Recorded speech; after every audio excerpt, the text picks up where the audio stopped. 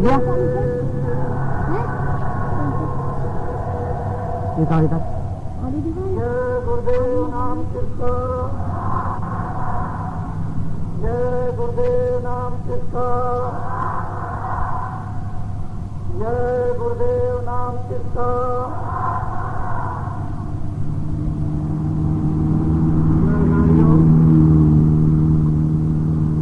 बच्चे और बच्चियों, ये आज का वक्त, आज का दिन हम सब लोगों के लिए बड़ा ही सौभाग्यशाली है। ऐसे दिन और समय जीवन में सभी सभी लोगों को मिलते हैं। ये देश गुरुओं की परंपराओं का, ये देश ऋषि मुनियों का, ये देश साधु संतों और फकीरों का है। इस देश के जगह जगह में योगिक शक्तियाँ, आध्यात्मिक शक्तियाँ और सिद्धि शक्तियाँ इसमें ओत-पोत हैं। जब कभी भी आप सब लोग इससे विचलित हो जाएंगे, इस भूमि, जलवायु, अग्नि के विपरीत काम करेंगे तो ये बर्दाश्त नहीं कर सकते। इसके लिए फिर आपको हैरान और परेशान होना होगा। ये भी एक देवता है जिनके अनुकूल हम सब लोगों को ये मानो शरीर उस काम में लाना चाहिए जिसका हमको अधिकार मिला है। एक अच्छे काम और एक बुरे काम का हमको अधिकार दिया है। हम भगवान की ओर से, खुदा की तरफ से हम आजाद और स्वतंत्र हैं। उसने हमारे ऊपर कोई बंधन नहीं लगाया, लेकिन जो कुछ भी अच्छे बुरे काम करोगे वो सब उसके यहाँ लिखे जा रहे हैं। और ये सब फैसला, ये सब इंसाफ, ये सब न्याय उस दिन आपका होगा जब समय पूरा हो जाएगा। तो वही मकान मालिक ये शरीर से जीवात्मा रूह को निकाल कर बाहर करेगा। ये शरीर तो आपका दफना दिया जाएगा, जला दिया जाएगा, लेकिन जीवात्मा रूह को वहाँ पहुँचा दिया जाएगा। वहाँ आपके नेक और बद कामों का, अच्छे और बुरे कामों का न्याय हो जाएगा। उसी के मुताबिक, उसी के अनुसार आपको योनि में भेज दिया जाएगा। 4 खाने 84 लाख योनियाँ अर्थात नर। यही जीवन, सारे जीवन का पटल, सारे जीवन का दृश्य है। जो खेल और तमाशा समाप्त हो जाता है। इसके आगे न जाने वाले और न रहने वालों को ये बोध और ज्ञान नहीं है कि वो कहाँ गया और कहाँ से आया था। ये माया का एक अद्भुत, बड़ा ही अज्ञान और रहस्यमयी खेल। ये जो कुछ भी हो रहा है, जब तक ज्ञान नहीं होगा तब तक आप कुछ नहीं जान सकते। आप सब लोग यहाँ पर उपस्थित हुए हैं। कार्यक्रम वेदवत पूजा का कल समाप्त, प्रातः काल हो गया था और सायंकाल मुझे जो कुछ भी संकेत प्राप्त हुए हैं उस शक्ति के, उस दैविक शक्ति के, प्रभु सत्ता के, वो आपके लिए एक आशीर्वाद बड़ा ही विलक्षण मिल गया है। आप इसी तरह से फलो फूलो, आप इसी तरह से बढ़ो, आपके इसी तरह से पवित्र विचार हो, आप इसी तरह से सादा रहन सहन रखो। आपका जीवन त्यागी, आपका जीवन तपस्वी, आपके जीवन को, आपकी सादगी को, आपके सद्विचारों को, आपकी सेवा को, आपकी सहानुभूति को सारे देश के सारी मानो हिंदू मुसलमान उसका ये हुक्म और आदेश हुआ है कि अगर देश में इस सादगी से यदि देश में लोग आ जाएंगे तो सारा देश अपने आप बिना जनहानि के, बिना क्रांति के, बिना पूरी के अपने आप बदल जाएगा। हम यही चाहते हैं कि हमारा जीवन सुखमय हो, शांतमय हो, आनंदमय हो, कल्याणमय हो, सेवामय हो और सदाचारी सत्यवादी जीवन हो। ये प्राय घर में भी सब लोग कहा करते हैं, समाज और जातियों में भी कहते हैं, हमारी तो कोई जाति न हिंदू, न मुसलमान, न सिख, न ईसाई, हमारी एक जाति, एक इंसानी, एक आदमी की जाति है। आज उस अपवित्र भूमि से जहाँ पूजन हुआ है खुशी शुद्ध की गई, सारी भूमि शुद्ध नहीं हुई है, लेकिन यहाँ से प्रतिज्ञा लेकर के आप वापस आएंगे तो वो प्रतिज्ञा आपकी ये होगी कि आप सबके सब ये काठ की टोपी, काठ का अपनी साइज का कपड़ा, कुर्ता या शेरवानी, काठ का पैजामा, ये आप दफ्तरों में भी जा सकते हो, टोपी में भी जा सकते हो, दुकान में भी जा सकते हो, और इस काठ के लिए किसी प्रकार का भी कोई बंधन नहीं। जब कोई बंधन आपके ऊपर में लगाए तो उसके बाद आप बताना। ये हमारे प्राचीन वेशभूषा है, ये हमारा प्राचीन रहन सहन है, ये हमारी प्राचीन प्रतिज्ञा है जिसकी आज देश में जरूरत है। हमने जो कुछ भी अधिकारियों से प्रार्थना की थी वो हमने आपके सामने समझ से लाकर से एक रूप छोटा था, बहुत ही छोटा खड़ा कर दिया। हम चाहते हैं देश में कोई आंदोलन किसी प्रकार का भी ना हो। हम ये चाहते हैं कि देश के अंदर कोई भी, चाहे बस हो, चाहे मकान हो, चाहे सड़कें हो, चाहे पुल हो, कोई भी न टूटे, कोई पूरेगी न हो, ऐसा कोई रास्ता इस देश में निकाल दिया जाए जिससे कि सारे देश का ढांचा बदल जाए। हम ये जानते हैं कि अधिकारी भी मारे जाते हैं, कर्मचारी भी मारे जाते हैं, जनता भी मारी जाती है, लेकिन नुकसान किसका होता है ये सोचना होगा गंभीरता से। ये अपना नुकसान है, हालात टूट जाएगा, पेड़ गिर जाएगा, सड़क टूट जाएगी, बस टूट जाएगी, रेलगाड़ी टूट जाएगी, संपूर्ण अपना नुकसान होगा। ये इन लोगों के खून और पसीने का है जिनको आप इस साथ से उस गरीबी देश में जो जमहूरियत का सपन है उसमें देख रहे हो। ये इन्हीं की मेहनत का फल है जो ये सड़कें बनी है, जो ये मकान बने हैं, और ये जो सामान बने ये इन्हीं के खून और पसीने की कमाई का है। ये भारत के ऋषियों और मुनियों को इसका दर्द होता है, इसकी तकलीफ होती है, इसकी चिंता होती है, और फिर उसके लिए कुछ ना कुछ है पूरी सत्ता का जो रामायण में, वेदों में, जो पुराण में, हदीस में या बाइबल में कहा है कि नहीं मैं आऊंगा। जब धर्म लोप हो जाएगा, कर्म लोप हो जाएगा, सत्य लोप हो जाएगा, सदाचार लोप हो जाएगा, तो रामायण भी कहती है प्रादुर्भाव होगा, गीता भी कहती है, और फिर मुसलमानी किताबों में कहा है कि जब कोहराम मचेगा तो आसमान से एक फकीर खुदा के पैगाम को लेकर जमीन पर उतरेगा और सारी इंसान जाति को उस खुदा का पैगाम सुनाएगा। हकीकत है, वास्तविकता है और सत्यता है। इसलिए हम अगल और बगल में छुप करके और सामने आपको देखते रहेंगे, जरूरत पड़ने पर आपकी संभाल करते रहेंगे, क्योंकि आपका ये जन्म सन 80 में 24 मार्च को अहमदाबाद में हुआ था, और अब ये सारे देश में एक प्रकार का फैल गया। आपके द्वारा ये सरकार जो ये कर्मचारी है दफ्तरों में काम करते हैं या ये सड़कों पर काम करते हैं, वास्तव में सही और सच्ची बात तो यही सरकार है। ये जो गोल चक्कर है ये कोई सरकार नहीं, इसका नाम सरकार नहीं, ये सरकार है जो व्यवस्था कर रही है। इनके किसी काम में आपको बाधा नहीं डालनी है। अगर आपने ये प्रण ले लिया कि मैं इन कर्मचारी अधिकारियों के किसी काम में बाधा नहीं डालूंगा, तो संपूर्ण देश की उस सरकार का आपने हर काम का पालन कर लिया। ये आपका एक व्रत है। इस रहस्य को आप नहीं जान सकते हो, वक्त और समय आपको ये बता देगा। तो आप ये बहुत अच्छा हुआ कि हमारे लोगों ने दर्शन दिए, लोग भी सुनने के लिए आए। दिल्ली है कि राजधानी में मनुष्यों के मस्तकों में हलचल मच गई। लोग ये सोचने लगे ये क्या है। अब ये मत सोचिए, ये रात को कुछ दिनों के बाद विचार करते रहिए, आपकी सोच समझ में आ जाएगा।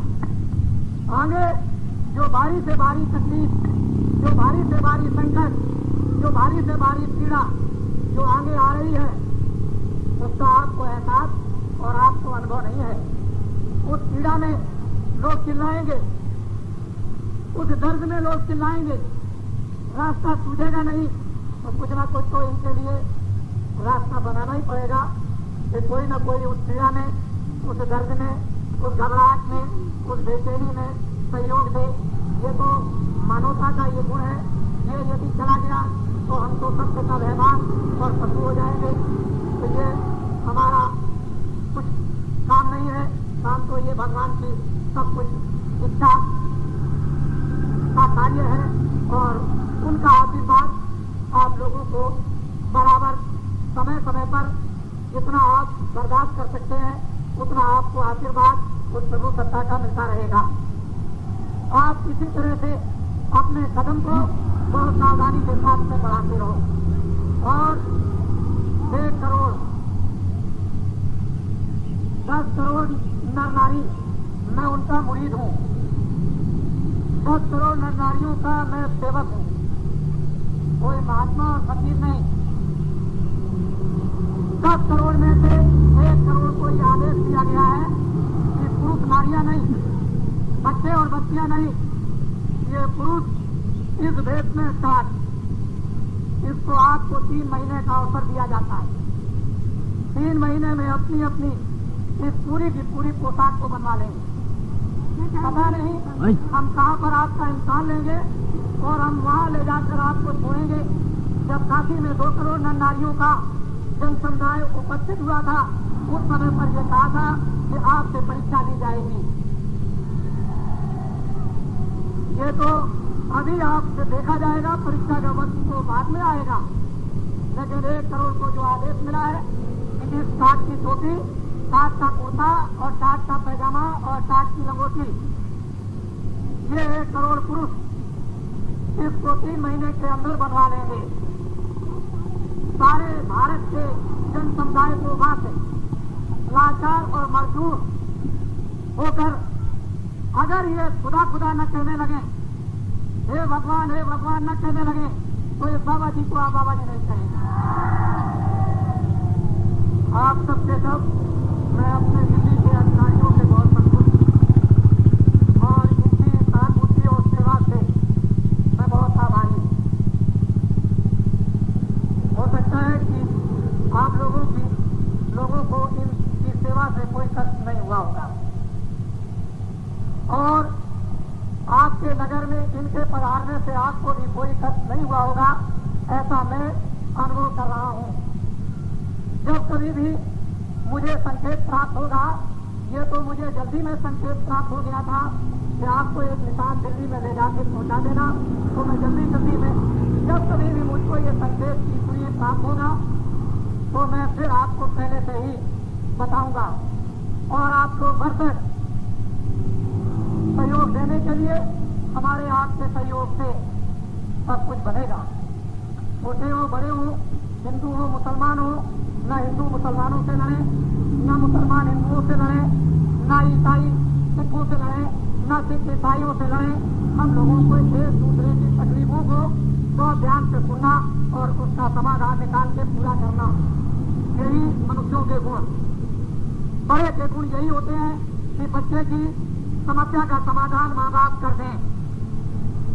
जो बड़े लोग होते हैं उनको इस बात पर विचार करना चाहिए बहुत दूर तक कि मेरा काम, मेरी जिम्मेदारी, मेरा दायित्व क्या है। हर किसी की तकलीफों को सुन लेना और वास्तव में ये समझना कि इनको तकलीफ है तो कोई न कोई रास्ता निकाल कर उन तकलीफों को दूर करना जरूरी होता है, आवश्यक होता है। तभी तो हम प्यारे रहेंगे, हमारे लिए लोगों के दिलों में हृदयों में जगह रहेगी। वो लोग हमको पूछते और सदा करते रहेंगे, हमको सम्मान आदर की दृष्टि से देखते रहेंगे। जब हम उनकी तकलीफों का समाधान नहीं करेंगे तो ये सभी हमारी क्रियाएं समाप्त हो जाएंगी। इसलिए हर मानव का ये काम है कि जो छोटा है छोटे वाले को देखें, जो उससे बड़ा है बड़े वाले को देखें। इस तरह से सब लोगों को अपने अपने स्थान पर आकर के फिर से विचार करना है। बड़ी सीधी और सादी बात, आप लोग 10,000 वक्ता स्पीकर केवल उत्तर प्रदेश में आप तैयार हो जाओ। बोलो आप 10,000 तैयार हो जाओगे तो जरा झंडा तो ऊपर करो, जरा देख लीजिए। वैसे आप देखिए ये लोग स्वीकार कर रहे हैं। ये झंडा एक अजीब और गरीब चिन्ह है, ये कुछ और संकेत दे रहा। इस संकेत को मैं अभी तो नहीं समझा सकूंगा क्योंकि इसका वक्त समझाने का नहीं है और मैं यहाँ जो लाया हूँ वो भी मैं आपको कुछ भी नहीं समझा रहा हूँ।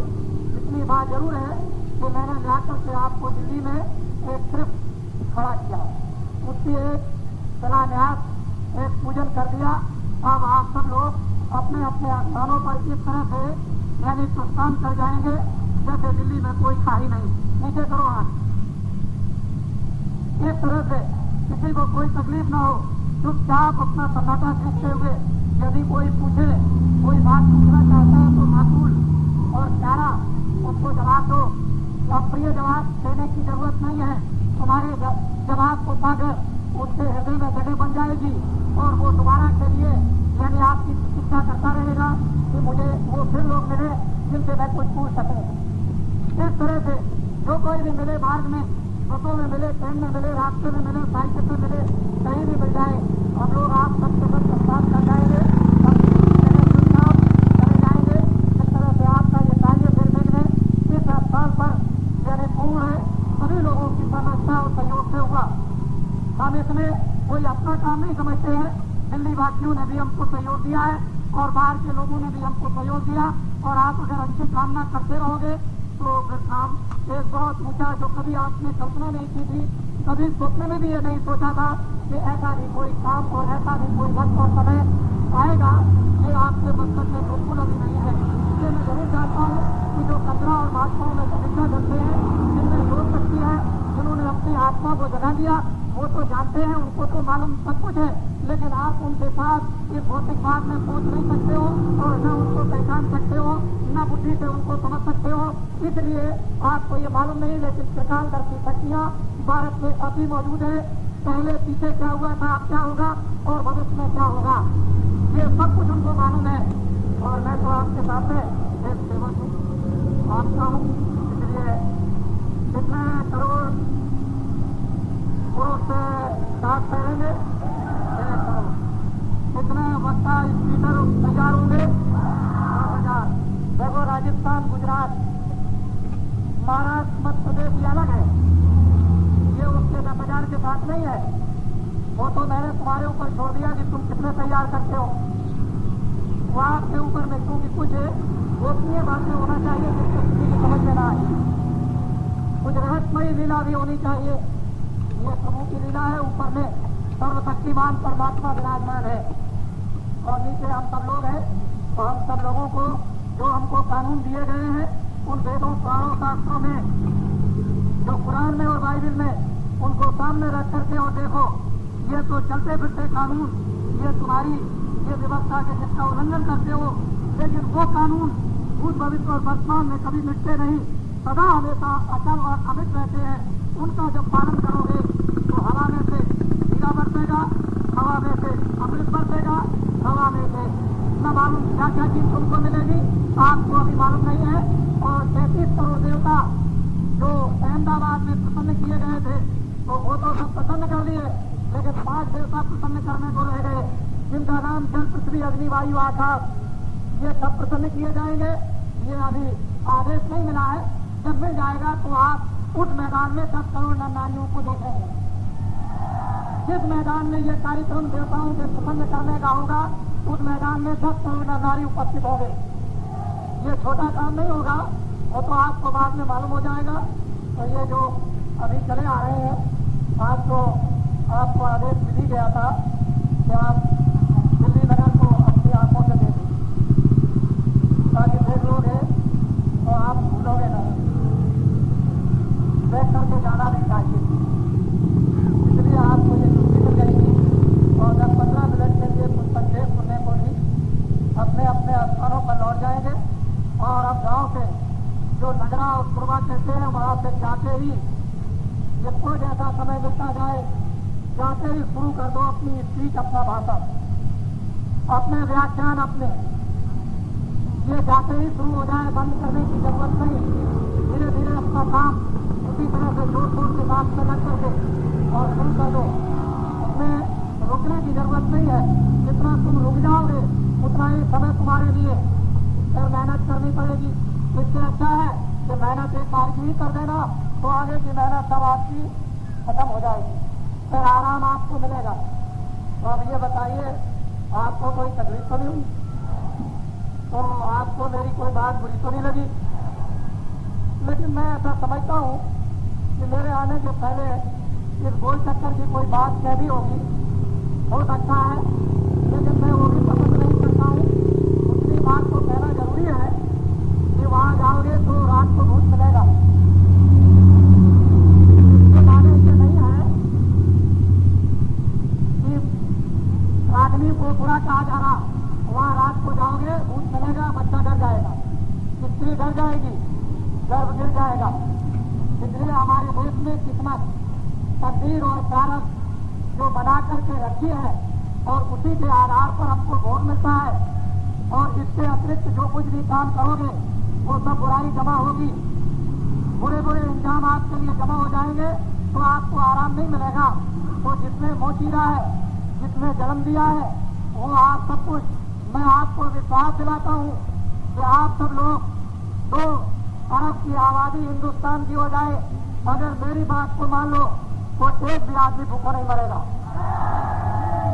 और मानना क्या है कि कोई भी आदमी शराब न पिए, कोई भी आदमी हिंसा, पशु हिंसा, पंछी हिंसा न करे, और कोई भी आदमी गर्भपात और नसबंदी न करे। अगर आप मेरी बात को मान लो, एक भी आदमी अगर भूखों मर जाए तो आप मुझसे कहो। लेकिन आप अभी जानते नहीं हो, मैं तो कुछ कहना नहीं चाहता हूं, पर मुझे ऐसा अनुभव हो रहा है कि अपने साल 5 रुपए किलो गेहूं बिक जाएगा, 5 रुपए किलो अपनी साल गेहूं बिक जाएगा। क्या आप में से कोई इसका प्रबंध कर दोगे? ऐसा क्यों होगा? आपका बजट साथ नहीं है। हम अगर दिलाना भी चाहे, उससे प्रार्थना भी करना चाहे और उसको मनाना भी चाहे तो वो तैयार नहीं होती। क्या किया जाए? तो आप उन महात्माओं की बात को मानो और मान करके ऐसा काम करो कि आपका कुदरत साथ देने लगे। जब साथ दे देगी तो सभी समस्याएं आपके लिए सुलभ हो जाएगी, आप भी जय जयकार हो जाओगे, ये भी जय जयकार हो जाएगी, सब कुछ काम बन जाएगा। तो कहने का मतलब है कि आपके लिए मेरे आने से पहले कुछ कह दिया होगा। मैं तो ये भी पसंद नहीं करता, मैं तो वो बात पसंद करता हूँ कि आपको क्या करना वो कहो, वही बात के लिए जो आपको करना है, और इसके अलावा कोई बात मत कहो। वो तो अलग है कि कोई आदमी जा रहा है, पानी में डूब जाएगा, उसको फौरन कहो बेटा तुम डूब जाओगे, लेकिन न माने तो डूब जाए। लेकिन फिर भी अगर तुम्हारे सामने डूबेगा तो तुम होशियार होगे तो उसको बचाने जाओगे, और ऐसे नहीं तो कूद पड़ोगे, धोती फेंकोगे अलग से रस्सी, तो बच्चे रस्सी पकड़ ले जल्दी से। अगर कूद पड़ोगे और तुमको पकड़ लिया तो 7 आदमियों के बराबर उसको ताकत मिल जाती है और वो आपको भी डुबा देगा। तो असली बात तो बात करो, लेकिन मन में कोई बुराई ना आए। जब मन में कोई बुराई नहीं आएगी, चित्त में कोई बुराई नहीं आएगी, आंखों में कोई बुराई नहीं आएगी, तो आपका कोई बाल बाता भी नहीं कर सकता। या तो आगे ताइयों माल न सकते हो और माल न बाता कर सके जो बन गई हो, कोई कुछ नहीं। तो सब कुछ दूरदर्शी जो पदाधिकारी उपस्थित है, इन लोगों ने खूब मेहनत की, और आप सब लोग इनके संकेतों पर चले और इनकी तरफ से और आपकी तरफ से सब लोगों के लिए बहुत बड़ी चीज, आप सब एक दूसरे के प्रति आभारी हो, इसमें कोई संदेह नहीं है। हमारे जो आए हुए हैं ये सुनने के लिए अधिक मैं जो कहना चाहता था वो तो मैंने आज सुन कर दिया, लेकिन आपको लाभ होगा, आपको फायदा होगा। ऐसा आप लोग सब समझे कि बाबा जी के यहाँ से आप खाली चले जाएंगे, आपको 100 तकलीफें होंगी, उसमें से 2 ठीक हो जाएंगी, 2 से तकलीफें होंगी, उसमें से 5 ठीक हो जाएंगी। लेकिन अगर ये कहोगे तो बाबा जी 100 की 100 तकलीफें आपको ठीक हो जाए, तो वो अभी नहीं, उसके लिए वक्त लगेगा। इन्हीं तकलीफों के कारण आप मेरे पास में आओगे और फिर मैं दवा बना कर दूंगा, तब तो बच्चे होंगे, ऐसे नहीं। लेकिन फायदा आपको जरूर होगा, उससे खाली नहीं आ सकती। और जब लोगों को फायदा होता है तो आप फिर आएंगे, तो फिर याद रखेंगे आप, तो समय आपको बताया नहीं। जब आ जाएंगे यहाँ पर तो मैं खुद ही कहूँगा कि मैंने जो जो कुछ भी कहा था, इसलिए मेरी कोई बात आपको बुरी तो नहीं लगी। बोलिए आप, इसका मैंने कुछ भरोसा नहीं कहा, तो ये बताइए कि मैंने किसी की आलोचना तो नहीं की, हाँ? किसी की आलोचना तो नहीं की है, तो किसी की कोई निंदा तो नहीं की है। तो ये कार्यक्रम 2 दिन का ये वोट तरफ पर ये संपन्न हो गया।